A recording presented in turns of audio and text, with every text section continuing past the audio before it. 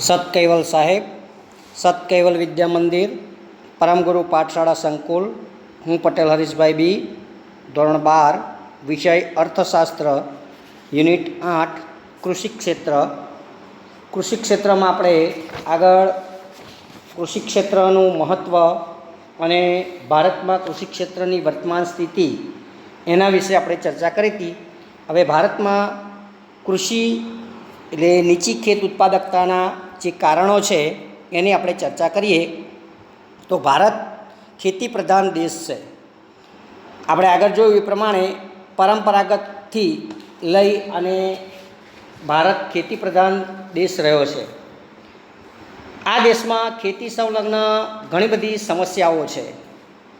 જે પૈકીની એક સમસ્યા આપણે જોઈએ તો નીચી ખેત ઉત્પાદકતા છે. ખેતી પ્રધાન દેશ છે છતાં ભારતમાં ખેતીની ઉત્પાદકતા બહુ નીચી છે.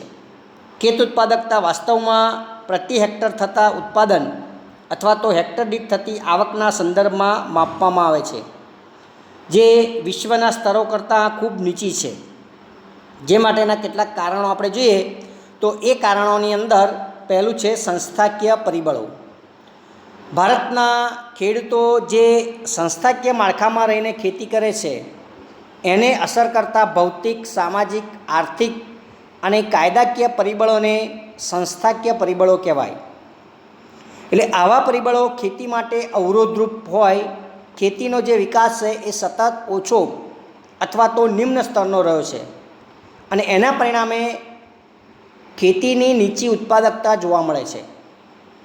તો આ સંસ્થાકીય પરિબળોની અંદર આપણે જોઈએ તો અંગ્રેજોના સમયની અંદર અંગ્રેજોએ દાખલ કરેલ જમીન મહેસૂલ ઉઘરાવવાની પ્રથા, જમીનદારી પ્રથા, મહાલવારી પ્રથા, રૈયતવાળી પ્રથા, ખેત ધિરાણની સવલતો, ખેત પેદાશની વેચાણ વ્યવસ્થા, વાહન વ્યવહારની સવલતો, જમીન માલિકીની પ્રથા, આ બધી જ બાબતો એ સંસ્થાકીય પરિબળો છે. અને આવા પરિબળો અવરોધક અથવા તો નકારાત્મક રહ્યા છે અને એના કારણે ભારતમાં ખેતી ક્ષેત્ર નીચી ઉત્પાદકતા જોવા મળે છે. તો સંસ્થાકીય પરિબળોની અંદર આપણે જોઈએ તો પહેલું છે જમીન મહેસૂલ ઉઘરાવવાની પ્રથા. તો ભારત દેશ આઝાદ થયો ત્યારે દેશમાં જમીન મહેસૂલ ઉઘરાવવાની 3 પ્રથાઓ પ્રચલિત હતી. જોકે અંગ્રેજી શાસનની અંદર પણ આ પ્રથાઓ હતી: જમીનદારી પ્રથા, મહાલવારી પ્રથા અને રૈયતવારી પ્રથા. તો આ પ્રથાની અંદર જમીન પર ખેતી એટલે ગણોત્યા કે જમીન વિહોણા ખેત મજૂરો દ્વારા કરવામાં આવતી હતી. એટલે એ લોકો જમીનના માલિક હતા નહીં.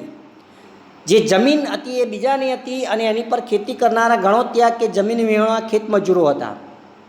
દરેક પ્રથાની અંદર માત્ર જમીન પરનું ભાડું અથવા તો મહેસૂલ ઉઘરાવવાની જે જુદી જુદી પદ્ધતિઓનો ઉપયોગ કરવામાં આવતો હતો, જેમાં જમીનદારો કુલ ખેત ઉત્પાદનનો એક મોટો ભાગ ભાડા સ્વરૂપે ઉઘરાવતા.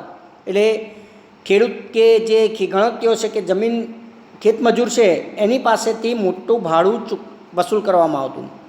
ખેડૂતો પાસે માત્ર જીવન નિર્વાહ થઈ શકે એટલું જ ખેત ઉત્પાદન રહેવા દે અને બાકીનું બધું વધારાનું ઉત્પાદન ફરજિયાતપણે જમીન માલિક લઈ જતા, એટલે જમીનદારો લઈ જતા. અને એના કારણે ખેતી કરતા વર્ગને ખેત ઉત્પાદન વધારવામાં રસ રહ્યો નહીં, કારણ કે જે કંઈ વધારે ઉત્પાદન કરે એ બધું તો જમીનદાર લઈ જવાનો. એટલે એ લોકો શું કામ વધારાનું ઉત્પાદન કરે? પોતાનો નિર્વાહ થાય એટલું જ ઉત્પાદન કરે.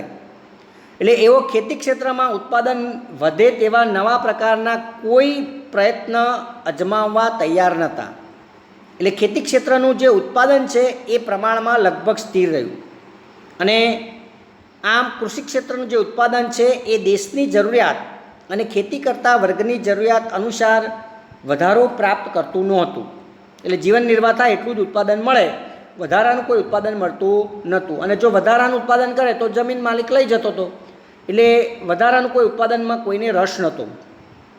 આઝાદી પૂર્વે ખેડે એની જમીનનો જે કાયદો હતો એ કાયદા હેઠળ ખેડ હક, સલામતી અને જે સાથ એટલે ભાડા નિયમન અંગેના જે કાયદાઓ પસાર કરવામાં આવ્યા, પરંતુ આ કાયદાનો સંપૂર્ણ અમલ થયું નહીં.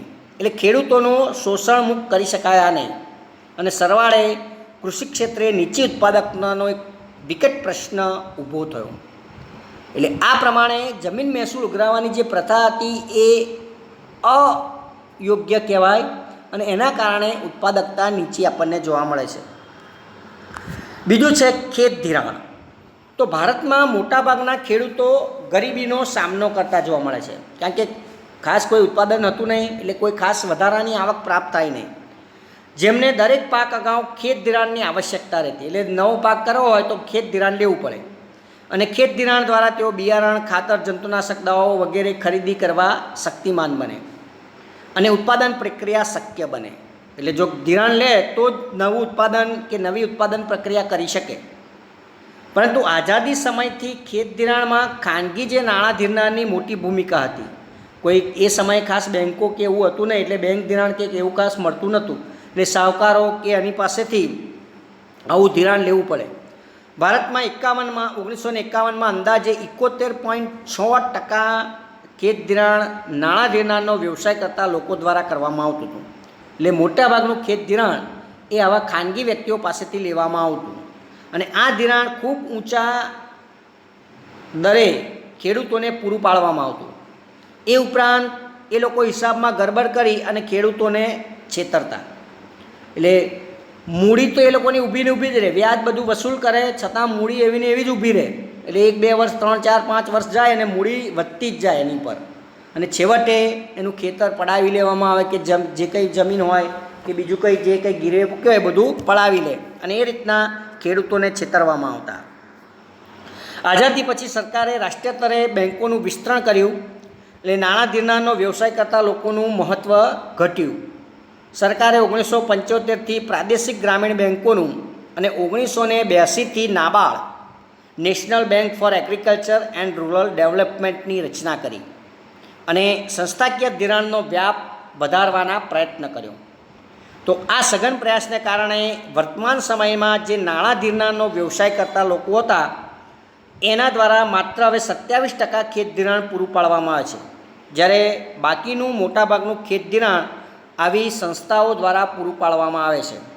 એટલે આ બાબતથી સ્પષ્ટ થાય કે ખેડૂતોનો સંસ્થાકીય ધિરાણના માધ્યમો સિવાયના જે ખેત ધિરાણમાં ધિરાણ મેળવવા પાછળનો જે ખર્ચ રહેતો હતો, એટલે ખેડૂતો કૃષિ ક્ષેત્રની જે આવક છે કે નફો છે એ નહિમત રહેતો હતો.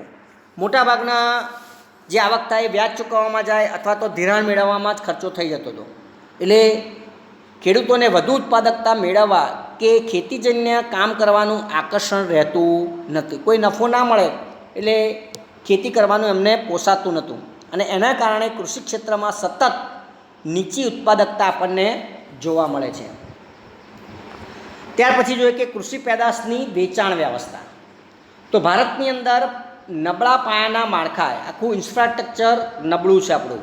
રોડ, રસ્તા અને બધી જોઈએ તો વાહન વ્યવહારની બધાની સગવડ ઓછી છે. એના કારણે અંતરિયાળ ગ્રામ્ય વિસ્તારોને અથવા તો ખેત બજારોને જોડતા જે રોડ, રસ્તા કે વાહન વ્યવહારની સગવડ યોગ્ય નથી. એ ઉપરાંત ખેત બજારોમાં ખેત ઉત્પાદન પછી તરતના બજાર ભાવ અને મોસમના અંતે મળતા ભાવ વચ્ચે મોટો તફાવત જોવા મળે. એટલે જ્યારે ઉત્પાદન થાય ત્યારે ભાવ ખૂબ નીચા હોય અને જ્યારે મોસમ પૂરી થવા આવે ત્યારે ભાવ એના વધી જાય, પણ ખેડૂતોને એ લાભ મળતો નહોતો. કારણ કે મોટાભાગના ખેડૂતોના ઊંચા ભાવનો લાભ ખેડૂતને બદલે વેપારીને મળે અને એ લોકો સંગ્રહખોર જે કરતા હોય એમને જ મળે.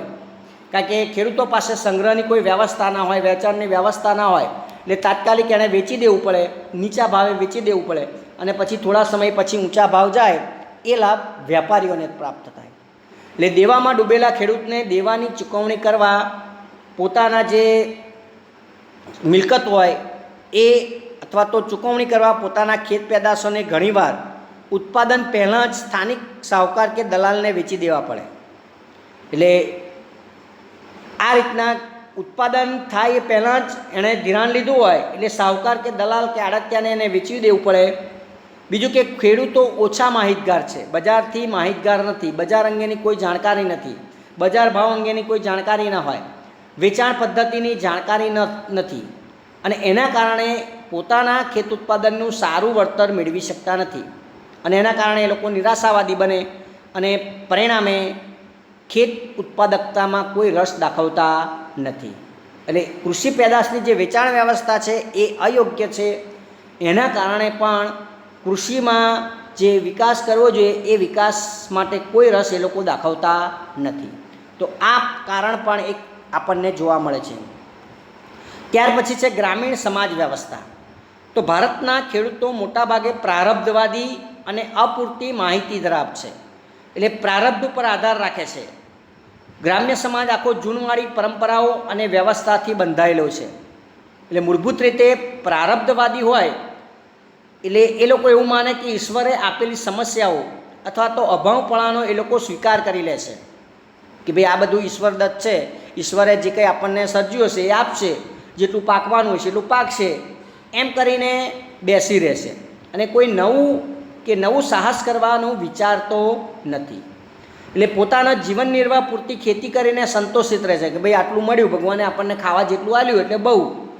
એટલે ખેતીના આર્થિક વિકાસ કરવા અથવા ખેતીનો વિકાસ કરવા કે આવક વૃદ્ધિ કરવા જેવી પ્રેરણાઓ કે અભિલાષા એનામાં હોતી નથી કે ભાઈ ચાલો વધારે આપણે કંઈક મહેનત કરીએ અથવા ખેતીનો કંઈક વિકાસ કરીએ, કંઈ નવી પદ્ધતિ અપનાવીએ અને આવક વધે, એવી પ્રેરણા એને મળતી નથી. કારણ કે પ્રારબ્ધવાદી છે, પ્રારબ્ધ ઉપર જ ઈશ્વર પર બધું છોડી દે અને બેસી રહે છે.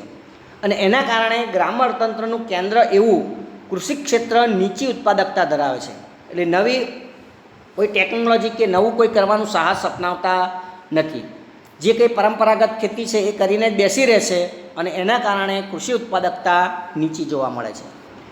ત્યાર પછી છે કેટલાક ટેકનોલોજીકલ પરિબળો. તો ટેકનોલોજીકલ પરિબળની અંદર જોઈએ તો ભારતમાં કૃષિ ક્ષેત્રમાં પાકની બાબતમાં જે પરંપરાગત એવી જૂની પદ્ધતિનો ઉપયોગ થાય છે. એટલે જૂના સાધનો, જૂનવાણી વિચારધારાઓ, એની જૂની પદ્ધતિઓ, આ બધાને કારણે કૃષિ ક્ષેત્રને નિર્બળ બનાવે છે.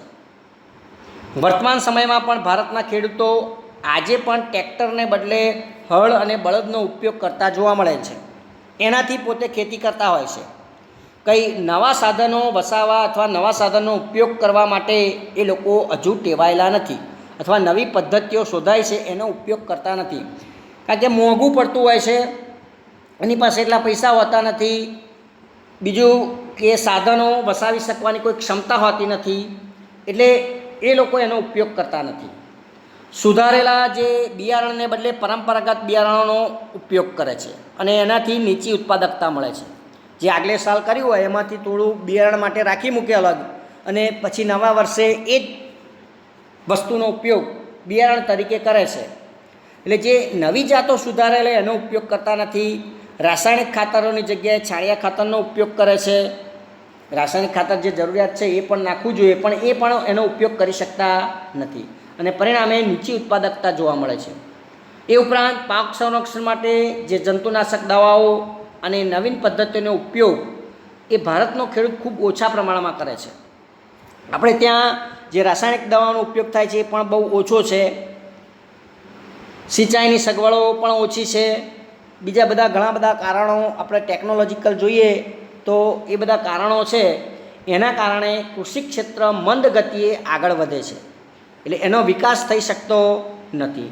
નવી કોઈ પદ્ધતિઓ, નવી ટેકનોલોજી અપનાવવામાં આવતી નથી અને એના કારણે કૃષિ ક્ષેત્રની ઉત્પાદકતા નીચી છે.